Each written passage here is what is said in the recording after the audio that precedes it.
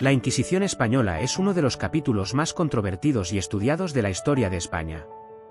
Establecida en 1478 por los reyes católicos, Isabel I de Castilla y Fernando II de Aragón, su propósito principal era mantener la ortodoxia católica en sus reinos.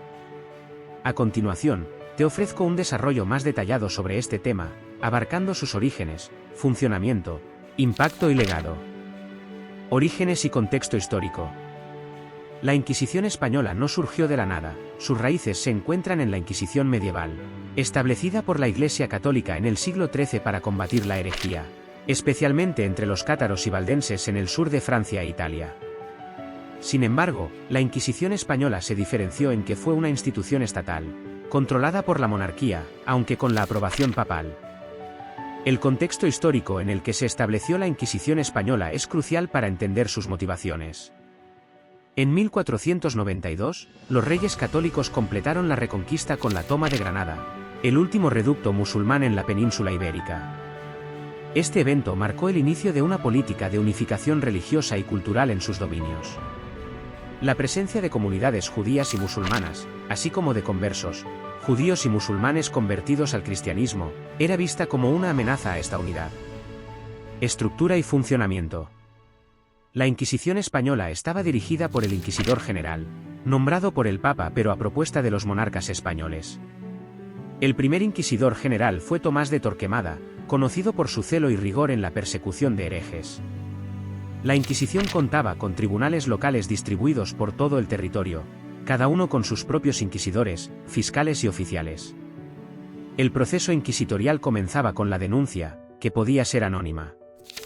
Los acusados fueron detenidos y sus bienes confiscados. Los juicios eran secretos y los acusados no conocían los cargos ni a los testigos en su contra. La tortura era un método común para obtener confesiones, aunque oficialmente estaba regulada y debía ser aplicada sin derramamiento de sangre. Objetivos y perseguidos. El objetivo principal de la Inquisición española era garantizar la pureza de la fe católica.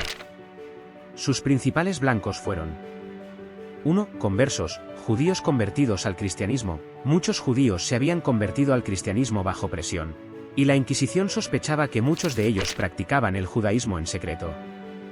2. Moriscos, musulmanes convertidos al cristianismo. Tras la conversión forzosa de los musulmanes en 1502, muchos moriscos fueron acusados de mantener prácticas islámicas. 3. Herejes y protestantes. Con la Reforma protestante en el siglo XVI, la Inquisición también se centró en combatir la influencia protestante en España. 4. Otros grupos, incluyendo bígamos, blasfemos y practicantes de supersticiones y brujería. Impacto y consecuencias. El impacto de la Inquisición española fue profundo y duradero.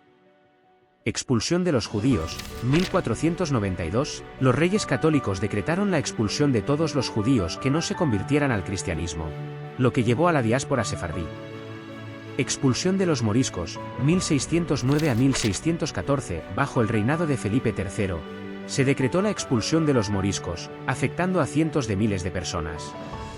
Control social y cultural. La Inquisición ejerció un fuerte control sobre la vida intelectual y cultural, censurando libros y reprimiendo ideas consideradas heréticas. Efectos económicos. La expulsión de judíos y moriscos tuvo un impacto negativo en la economía, ya que muchos de ellos eran comerciantes, artesanos y agricultores. Legado y percepción histórica. La Inquisición española ha sido objeto de intensos debates y controversias. Durante mucho tiempo, fue vista como una institución brutal y represiva, símbolo de intolerancia y fanatismo. Sin embargo, algunos historiadores modernos han matizado esta visión, argumentando que su impacto fue menos generalizado de lo que se pensaba y que su actividad varió considerablemente según las regiones y épocas. En la cultura popular, la Inquisición española ha dejado una huella indeleble, asociada a la persecución religiosa y la intolerancia. Su legado sigue siendo un tema de estudio y reflexión sobre los límites del poder estatal y religioso. Contexto político y religioso. La creación de la Inquisición española no puede entenderse sin tener en cuenta el contexto político y religioso de la época. Los reyes católicos, Isabel y Fernando, estaban comprometidos con la unificación de sus reinos bajo una única fe, el catolicismo, como medio para consolidar su poder y estabilizar sus territorios.